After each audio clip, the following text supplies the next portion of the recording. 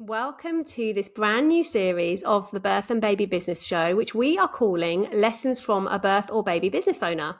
And we'll be speaking to those who are in or have been in the birth or baby business, while to ask them the questions that you'd like to know the answer to on how they got to where they are in business right now. My name's Anna LaGrange, and I'm one half of BABA, the Birth and Baby Business Academy. And my name is Liz Stamford, and I'm the other half of BABA Business, the community membership for birth and baby business owners. And today we are interviewing Jo Wilson. So Jo is an international aquatic tutor, founder of Aqua Sensory, and a developmental play practitioner based in the UK, who works with babies and early years children at their two purpose-built family swim centres, SwimWorks in Warwickshire. Aqua Sensory was founded in 2013 to support the precious foundation years for babies and early years children. Jo noticed that the world was changing, and in response, children's development and ability to learn to swim in the pool was changing too. Aqua Sensory supports our changing world. The Aqua Sensory program is a new pedagogy for the pool, a child-led and developmental approach to swimming. So, wow, that all sounds really impressive, and I feel like there's so much we could ask you and so many things that that we can all learn from you, everybody listening to this as well. So if we could start with a really broad question, would you please give us a bit of a summary of your life in business so far? What sort of brought you to where you are now? Wow, that's really very broad. a big one. Yeah, no, it's nice. I mean, I've got a little bit of a story actually of like, when you have a bit of a why in life, but you're sort of searching. Well, luckily, mine was almost like just sort of given to me because I was made redundant on maternity leave. So at the time, that was really tricky. But it did allow me, the universe was like, hang on a minute. So I, first of all, had a leisure marketing degree and I went into the corporate world. And actually, I was sort of more in sort of retail marketing, opening stores. Had a bit of a job where, I had to sort of work a bit of international. So actually it wasn't really aligned to having a family. And I was taking, so my son is now 21. I was taking him to baby swimming and I had an instant bond with the water and swimming. And when I was made redundant on maternity leave, I just thought, yeah, I really, really want to do it. So that was how I first of all got into baby swimming, and everything seemed to sort of fit into place. It was really that heart moment of like, wow, I'm really, really giving back. And first of all, it was quite small. I was only working a few hours a week, but it was almost just that instant pull of like, I really want to do this. So I was working self-employed for other swim teachers, learning my craft at the same time of building my own business. So initially, my baby swim company was called Little Splashers, and then the story goes that when we turned up to pools,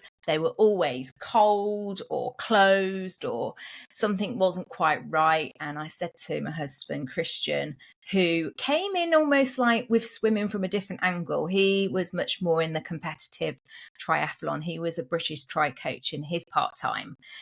So we both almost had that aquatic interest, but from a very different angle. So myself, early years, and Christian sort of competitive. But I was like, oh, we've really got to build our own swim centres. And he was like, oh, that's a bit tricky. But we found a way. So that was over 10 years ago now. And no one was doing that, building their own. Yeah. So that's sort of pretty much it in a nutshell. However, in 2014, you're right. I was noticing children's development changing in the pool, and being an aquatic tutor for the Swimming Teachers Association, the SDA. Everybody said to me, wow, you do things really differently. And I was like, oh, really? So I started to make our resources available. And that's how Aqua Sensory was born. It's there as a database of resources and to help swim professionals around the world. So that's it, really. SwimWorks and Aqua Sensory. Wow, amazing. It's like some massive accomplishments there, I think, throughout your career so far. Yeah. We have to say, definitely. And I think people listening could, really connect with what you're saying. So many people we find have some kind of connection with the modality or the thing that they've trained in because of maybe something that happened in their kind of pregnancy or the postnatal period, and it kind of just really sparks this new desire, this new interest. So it's great to hear that very similar for yourself as well then. So thanks so much for sharing that. And what a big investment, with your pool and you're having your own premises, etc. I bet that was quite nerve-wracking to take the leap, but it sounds like you've never really looked back in terms of that. Yeah, I think in there's always risks in business, but I think we didn't actually think about it too much. So that's sort of good that we just went for it, and it's a bit like that in life. If we see something that we like, we think, right, okay, how can we, get that or achieve that? So we don't really sort of think, but sometimes, you do have to have a little bit of a plan in place. So we knew that there was high demand for lessons, and having your own premises just means that you can control the environment. And for children and babies, turning up to cold pools is just, it's not right for baby swimming. So, we knew that, we wanted to almost shape and define, swimming. So that's what we sort of set out to do, really. Amazing. Yeah, Very it is inspiring. amazing. I was all of my 3 kids did baby swimming. It was absolutely a priority class for us, and they did it right up until, they're big water babies, and we always did it right from the minute that we could take them. So I love it. It's great. It's such a great thing. It's such a great bonding experience. It's for me, it was always a non-negotiable because of safety. So it was never a question about getting my kids in the pool straight away. And then just fostering that real love of water. It's such a key thing to life, isn't it? And so I'm very impressed with that. But the thing that's really stood out for me for what you've said so far is that having that really big, scary idea. And even though sort of you had your husband obviously on board and you wanted that together, but so many people have big ideas, don't they? And they just feel too big for them. And they might talk about them for their entire life, maybe, but never actually do it. But you didn't do that. You were like, no, we're gonna find a way to do this. And I know from, sort of my other business and my sort of big idea, if you like, not quite as big as building swimming pools, but, that sort of taking that leap, you do have to just really trust and believe in your vision, and also just be like, whatever happens, we're just going to go for it anyway, don't you?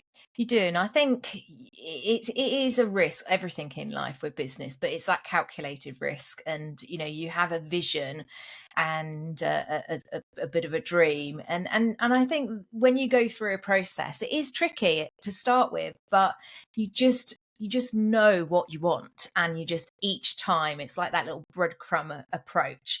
I love Steve Jobs when he says about, connecting the dots backwards. Everything now we realize that, from our marketing and from our design and everything, we sort of look back and go, oh, okay, that makes complete sense. Now we can add that bit in and that bit.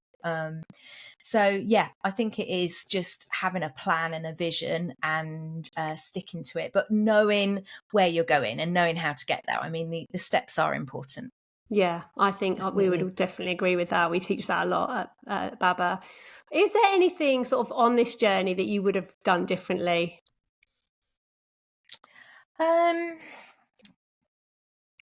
That's a really good question, and I'm sort of pausing, really, really thinking. I think when you have, so I like to almost think that SwimWorks is like my work, and it can be really tricky at times. I mean, we've got 50 members of staff, our team, who are absolutely amazing. But that comes with a lot of responsibility and a lot of management. And I think definitely there are some life lessons of how you're running a business and managing people, definitely. And looking back, there's definitely some lessons that, you know, I would have done differently, or how we lead now. But I think actually everything is an experience, and you're always learning and always growing. But that's why I love Aqua Sensory, because it's just me. And that's like my joy and my passion. So I always say, like, Aqua Sensory is my play and Swimworks is my work. But doing anything differently, I think not hugely, because I think everything that we've done is a lesson. But yeah, of course, when you're looking back, you think, oh, maybe I could have done that slightly differently. But it's all good. It's all learning. Yeah, definitely. And I Yeah. think that's something that Anna and I talk about a lot, is not to be afraid of, well, we'll call them mistakes or even failures. You know, people are afraid to use that term because it sounds like really scary. But like you said, all it is really is lessons. Like everything we get wrong in business is just a way of teaching us how to do something better in the future, or it's informing our path for the, you know, for the way forward. So it's not something to be afraid of. So I think what we can do is tie ourselves up in knots, can't we, if we're like, you know, about making decisions, because it might be the wrong choice, or, you know, we might do it differently if we had more information or more time, etc. But it's just all information, and it's just informing where we are right now. So I really like that approach. And I was listening to you, I was like, 50 people. I don't think I ever want to manage 50 people, but you know, that is a full-time job in itself. And I applaud you. Oh, thank you. I was going to say, as long as you lead from the heart, I think that's it. Yeah. So, you know, treating people how you'd like to be, you know, treated yourself, and just knowing that you're there for everybody and you value everybody and everybody's seen and heard, you know. So we're always learning all the time with how we're managing people. But yeah, it is a big task, but I'm really fortunate that I do have a really great management team. And I think that's what Christian and I sort of set out to empower our managers, to allow us to have that little bit more freedom and flexibility in our business. So we're very much running it, but we like to empower our managers to support the business as well. Oh, that's great. And I love how so Swimworks, you said, was your work, and then the Aqua Sensory is more like your play and your fun and your heart. Like, or probably both a bit of your heart, aren't they? Because they've both come from you. So that it all sounds amazing. So what would you say is your biggest lesson in business so far? I think you've hit the nail on the head before, not to be afraid to try, and just have, don't ever lose that passion. I think the thing is that if you have a bit of a dream, the only thing that's not going to get you there is stopping, really. I think sometimes we do have limiting beliefs and we do pull ourselves back. So even if it's a little bit slow, that's okay, because I think when we're managing businesses around our children, and you know, when my children were small, I was literally working, you know, 3 hours or 6 hours or 12 hours a week. And it's only now that they're 18 and 21 that obviously, you know, we do have more freedom for work. But I think, you know, don't ever stop. So that vision, know how you're going to get there, and just slowly build up those steps, and don't lose the passion. I think when you lose a passion, part of it, then it does really feel like work. So although I say Swimworks is my work, I absolutely love teaching, and I will just jump back into the water. So yeah, that passion is always there for what we do. And I think that's the thing. If you start losing that passion, it then really feels like hard work, shall we say, not just work, hard work. Yeah, definitely. I think that's when you know that you probably need to do something else, if it feels like a real slog. Yeah, I agree. And you mentioned there, Joe, about that kind of juggle between, when your children are different ages. How have you found that over the years? Because obviously, we've got some older kids as well. Liz and I both got 16-year-olds, so we're not quite in the 20s yet. But we really recognise that our children were little when we started our first businesses as well. And I just, wonder how you've managed that over the years. I mean, it sounds like you've got a really supportive husband, which is obviously a huge part of that puzzle. But yeah, what's your experience of that? Well, although I had Christian, I didn't actually have close family support. So it actually was just us. There's a little bit of distance between our families in terms of location. So that was always something that we made sure that when we scaled, it was manageable. So, I will put my hands up and say that the children have been an integral part of the business. So, there were times when, we literally had to swap. So who's in the office today, who's got the children, or, making sure that we were giving valuable time in the daytime, and then who was managing bedtime, and then literally, working at night. So it was sometimes a juggle of looking at the week and who was doing what, dropping and all the normal things. But obviously when they go to school, it's that little bit easier. But I will put my hand up and say there were times when the children, came to the pool and helped. And from an early age as well. So my daughter often, Millie, will say that she has a fantastic confidence and communication skills. And she puts it to her early time of work. She was on reception from the age of 14, meeting and greeting and helping swimmers. So a lot of people have said, wow, you're really confident. And she always says, I've been working since a child. And I'm like, Millie, I wouldn't quite say that, but being part of the family business. So there's they're very much part of the fabric of supporting and helping where we are today.